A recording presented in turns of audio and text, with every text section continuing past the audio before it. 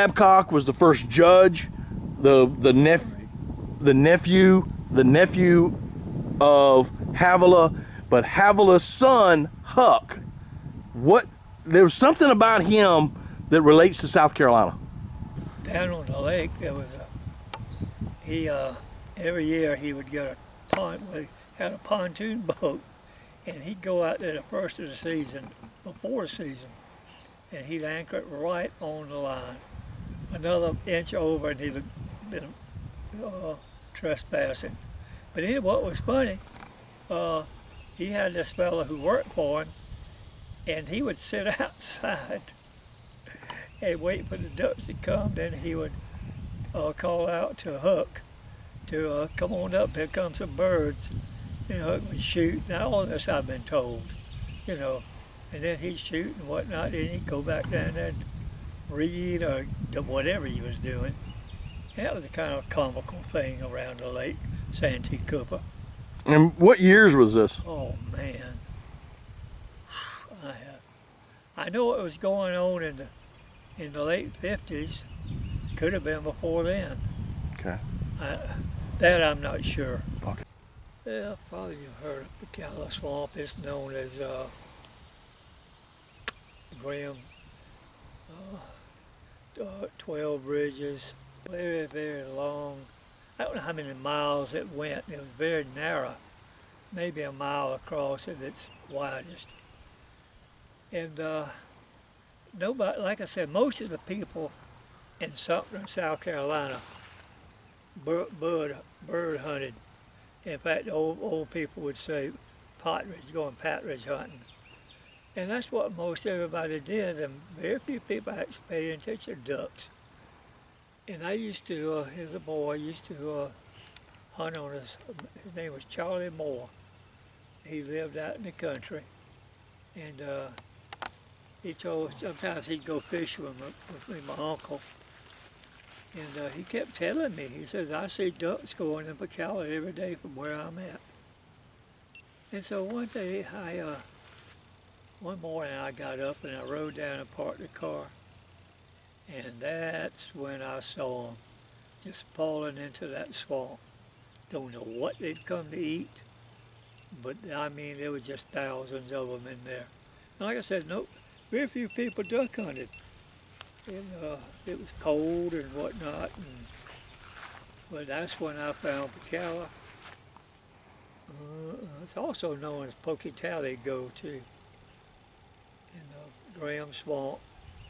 But what's funny, years later, when I turned to writing, where was I at? I was somewhere. Anyway, there were some people there. And, he was from somewhere up north, and out of the blue sky he asked me, had I ever heard of a place called Pacala Swamp? You know, this was out of South Carolina. I still told him, yes I did, I hunted it quite a bit, especially in my youth. But it was a dream. Now there's hardly anything.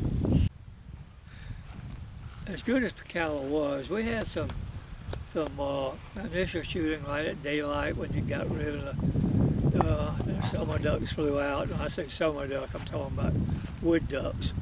In South Carolina, we call them summer ducks, you know. And so, but then you'd have to wait around, and it might have been a little shooting. Then we'd have to wait until the blackbirds would come through. And then we'd wait on that. Once they left, then the mallards started coming. You could set your clock with it. You know, and here you'd see them coming across that swamp, cupping their wings and just pouring into that swamp. And I remember one time,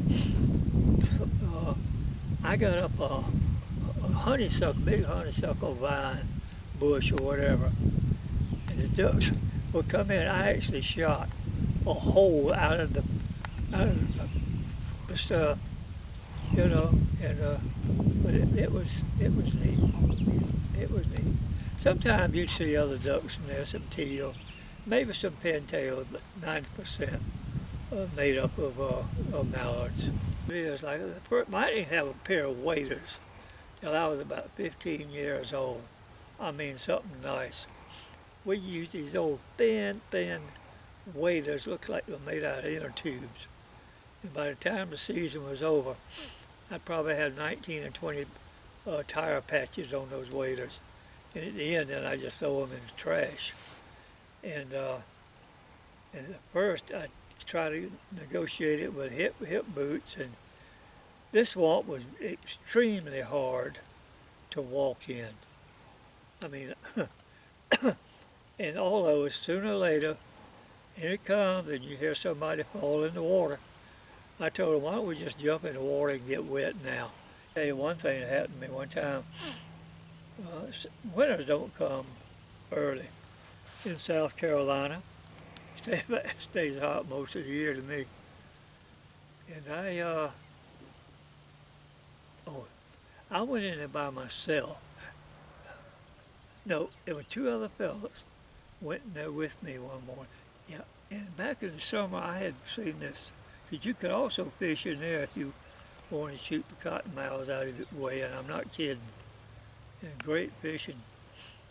And so one day we went in there and it was warm, and like I said, it was summer, and I'd seen this giant alligator sunning.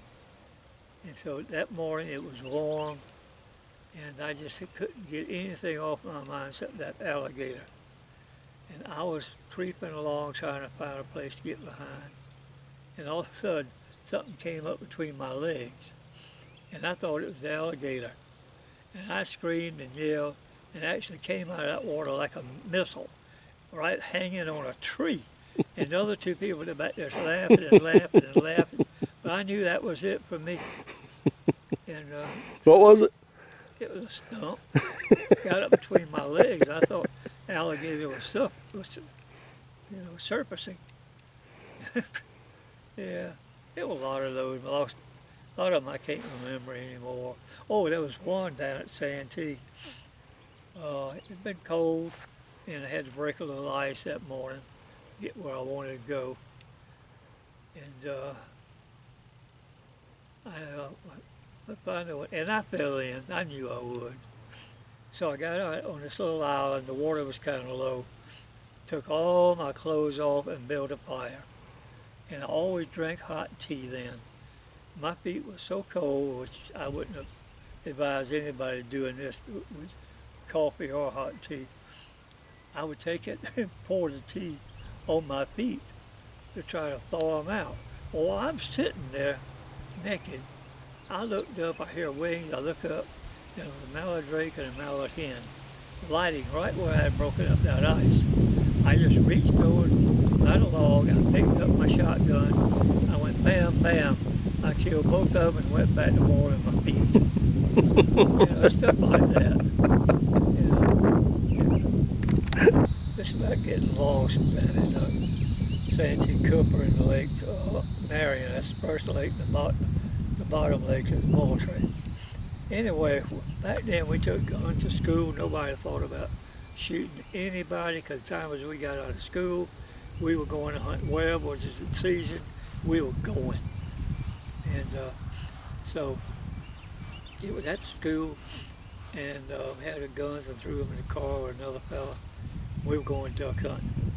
And so we get there just as warm as it can be. We were out there, and to be honest, it was illegal what we were going to do. We were going to try and shoot them when they were coming in to roost, And so, so we're there, and it's almost dark. You can just see the black knots coming up, bam. You could hear the splash, bam, hear the splash. Well, we started picking them up. Well, the water was very high that season, and we got confused. And the harder we tried to get out of that place, the more in trouble we got. We were actually, believe it or not, shooting trees down to be like I'm not talking about some great live oaks. Trees that are at least 3 or 4 inches in circumference. And so, anyway, we were shooting. Well, I guess along about midnight, our parents started getting worried, I think, you know, and so called out the sheriff, called out the game wardens. So they were all coming down there to find us. All of them thought we were, but what we made a mistake doing, we were moving and shooting, and we're using 3 different gauge guns, so some of it sounded like it was far away and some of it sounded like close up. Well, oh yeah, and Ted Hussey, he was with us. Well, they finally find us. And Ted didn't have any warm clothes. He just as clothes he wore to school. He's about to freeze because it turned very cold. And finally, they found us. We were right on the edge of the Santee River. And they got us, and all of us were safe and sound. And we're going back to the landing and had to cross kind of a shallow spot near a train trestle. Well, we're pushing, and Ted got in front of the train, the trestle, and we gave the one mighty shove, and it shoved the boat slam over Ted. Ted was on the bottom, beating on the bottom of the boat. Finally he came up spitting and everything, about to freeze. Later on I learned that a small creek flows into a large creek, until it finds a river source somewhere. And if you get turned around, it was poor Ted. It was something. Oh yeah, and that night we were jumping all kind of mallards up when we were going through in the dark. And 2 of us said, hey, we're coming back. We're not going home. Well, Ted, he was still at age, kind of had to do what your parents say. So Ted went home, but me and another fella, we stayed. We were gonna find those mallards. And we go back out there again, just asking for it. Well, we found the ducks again, and we had ourselves a fine shoot, moments in glory. One time in Pacala, we built this blind, and we had a hole in the bottom of it. And we were calling these ducks, and they lit. And one hen started swimming, and swam right under that hole. And I reached down and grabbed that hen by the neck and jerked it out through that hole. Then I just let it go. I felt sorry for it. That was one.